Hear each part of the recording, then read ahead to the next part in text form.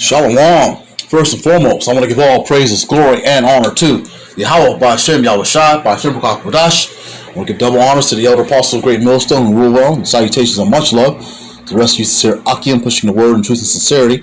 This is the cleric Izar coming at you with another lesson. I am continuing in my lot to bring you my ongoing series from Excerpts of Hollywood, This Factory of Perverseness, another observation of predictive programming, how art imitates life and vice versa. Just a reminder, the purpose of my videos is to show correlations. A correlation is an observation of a mutual relationship or connection between two or more things. I use movies to extract or extrapolate a narrative. I'm not glorifying the Hollywood culture or life. I have a wide knowledge of films, whether they be foreign or domestic, and I just use them as an example to bring out those similarities and those correlations. To quote Cecil B. DeMille, the greatest source for material for motion pictures is the Bible. I call this lesson the wastefulness of Babylon, or the wastefulness of the inhabitants of Babylon. Okay. The image I have on display is from a special features from a film I've watched in my past. Of course, being its truth, I reflected on this particular movie. I got this from a movie that was released on August 17, 1984. The title of it is Wheels on Mills, directed by Sammo Hung. Believe it or not, this has nothing to really do with the movie. This is just something I found in the special features section. If you don't know what that is, since a lot of people just download films and they don't really go into the making of. I like to spend a lot of time, especially since my youth, going into the making of films and how they came about and so forth, especially when it comes to director commentaries and whatnot. So in this particular movie directed by Sammo Hung, he was talking about his differences between filming in Hong Kong versus filming in Hollywood. And let me just bring out what he has to say, and I'm just going to go into some things because it made me think about some things that occur right here in Babylon the Great, aka America. We'll play this here, and I'm going to bring out some scriptures. Hollywood is a lot of money.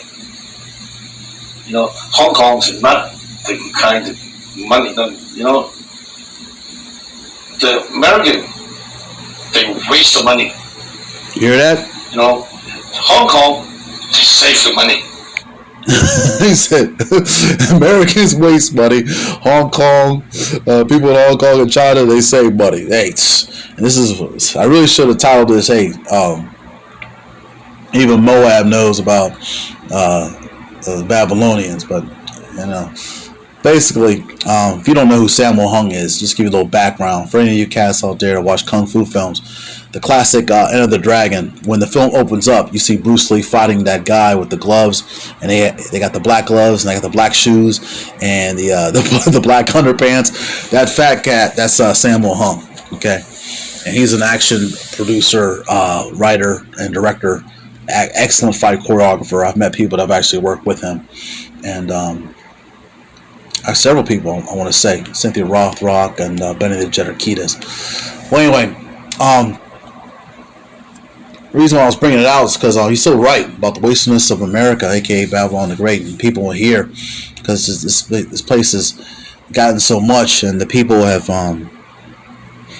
you know, the average American citizen, especially an Edomite, you know, they feel as though they've conquered this place, which they did. They conquered it, they stole it. Any other term you want to use as appropriate, but basically once they did get it and built and had the Jakes build it up, you know, they lived off the fat hog. You know, I hate to use that term, but that's exactly what they did. Okay, they lived like a fat rat. Really, I should coin it. Okay, but that's that's really the idea of a rich and foolish individual, you know, just to get so much and just don't know what to do with it, okay? And, but hey, you know, when you have a lot of money, you know, you don't have an idea what to do with it, especially if you don't have any financial education. And that's basically what Babylon has created a whole lot of inhabitants that don't know what to do. A lot of them are, whether it be Jake or Esau, they basically are just bred to be slaves, okay? You know, living paycheck to paycheck. I remember, just speaking as a man, just coming out of college, I said to myself, I wanted to get financially educated. I didn't want to make a lot of money and not know what to do with it, okay? Let's go into the book of Proverbs, and I want to go into chapter 21, verse 20. Proverbs chapter 21, verse 20, for it reads, there is treasure to be desired and oil in the dwelling of the wise. But a foolish man spendeth it up. Okay, and my mother used to have a saying growing up with me and my brother about how money would just burn a person's pockets. Okay, literally, as soon as the money comes in, it just burns your pockets and they just fly away. Okay, into ashes. Okay, but even Yahushua was thinking about, and of course, he believed in conservation. Okay. In the book of John, you can read chapter 6, verse 12. John chapter 6, verse 12, for it reads, when they were filled, he said unto his disciples, gather up the fragments that remain, that nothing be lost. You see that? So he's not just throwing things away. It gets to a certain point, especially when this famine occurs, people are going to wish they had certain food they had in the past that they threw away and that didn't think about. Okay? There was an old saying, too, when you were kids. It's a joke. Your parent would sit there and watch you eat your food and you're not finishing your plate or whatever.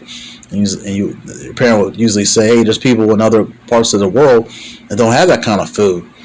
And, the joke was to some kids, if they knew how to give a proper retort, would be like, hey, well, why don't you give me a box and I'll send it to them, But hey, that's really a true saying. It's really not that funny. Not funny at all, really. Because, hey, just how I've been hungry in my past. And when I was young, even when I'm older, sometimes you just don't have it, but you gotta be thankful for what you do have. Okay, that's part of the daily prayer, or I should say the Yahweh's prayer. Give us our daily bread. Okay, but hey, back to AKA Babylon, Sodom and Gomorrah. That's what this place is. All right. I'm not going to go into all the different reasons why it's called Sodom and Gomorrah, but if you know the history of it, you'll know exactly what I'm talking about. Let's go to the book of Ezekiel, chapter 16, verse 49. Ezekiel chapter 16, verse 49, for it reads, behold, this was the iniquity of thy sister Sodom. Pride, fullness of bread, and abundance of idleness was in her and her daughters. Neither did she strengthen the hand of the poor and needy. You see that? And you just heard recently with this whole thing with Ukraine, the money that they sent over to Ukraine, speaking of sending over like food to poor people, they sent enough money to Ukraine that they could have basically cured the poverty in the United States of America. Okay, so this Ezekiel chapter 16 verse 49 really brings it out. Neither did she strengthen the hand of the poor and needy. Okay, and that's not what the whole ultimate agenda is anyway. Of course, the ultimate agenda is establish a new world order. Okay, that's the banking elite's ultimate plan, or mission statement, I should say. And they just plan on just enslaving the whole entire planet, so that the whole planet worships them. Okay.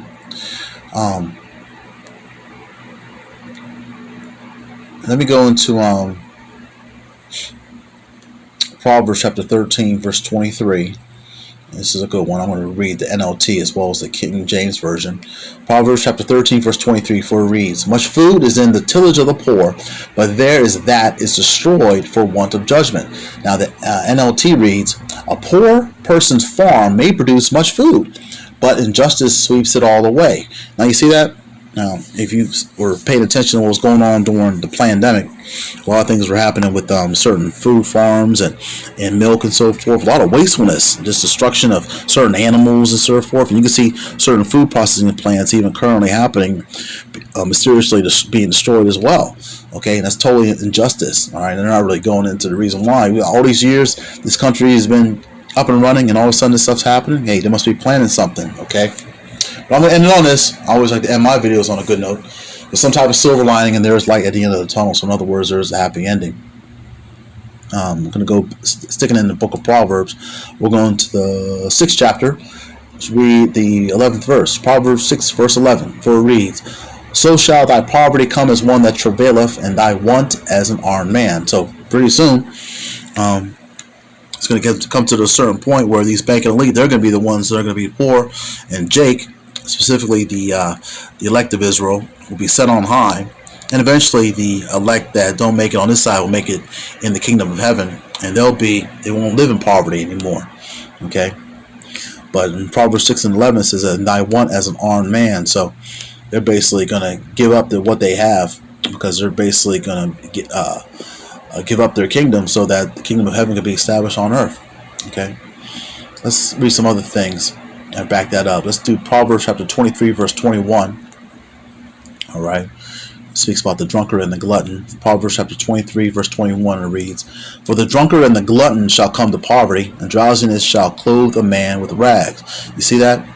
Okay, so the one person that's able to eat and drink and live merry, eventually he's going to be brought down and almost brought down to a low state. Okay, there's other scriptures that back up. It's only the power of the Heavenly Father that's able to do these kind of things. Okay, because these banking elites, hey, they're living in pleasure, but in the end, they're not going to be rich. They're not going to live luxurious any longer. It's coming very soon. Let's go into the book of Proverbs, chapter 21, verse 17. "He that loveth pleasure shall be a poor man. He that loveth wine and oil shall not be rich." Now, the NLT has a different version. I'd like to read that out as well. "Those who love pleasure become poor. Those who love wine and luxury will never be rich." You see that? All right. That's rich and wealthiness. Okay. Because they've been living on the, like I said earlier, living on the high hog and living like a fat rat. And pretty soon, they're not going to be living like such. Okay. Because we're in that time where there's a lot of eating and drinking and marrying and giving in marriage. All right. But ultimately, it's going to be the day of the Lord that's going to be knocking on that door. All right. Let's go to Matthew chapter 24, verse 38 to back that up. Matthew chapter 24, verse 38, and it reads, "For as in the days that were before the flood, they were eating and drinking, marrying and giving in marriage, until the day that Noah entered the ark." All right. Let's read the NLT. "And in those days, before the flood, the people were enjoying banquets and parties and weddings right up to the time Noah entered this boat." All right, there's going to be people wasting money on all types of different things like that. Banquets and parties and just being in the spirit of mirth. Meanwhile, this place is about to crumble. Okay? And crumble it shall. And it's already beginning to crumble. Okay? You can see more bank failures, more bank bailouts, and so forth. You can see this dollar collapsing in its value. And it's going to be like a big domino effect. All right, but a lot of these people have been wasteful, and hey, they're about to be wasted. All right, that should have been the title of the lesson. The people that are wasteful should be wasted. Okay, but I just wanted to share that. Lord willing, this lesson was edifying. I want to give all praises to Yahweh B'Shem Yahushua, who gives me the strength and the spirit to continue to strive and endure in these last days. Shalom to the hopeful elect, and on to the next video.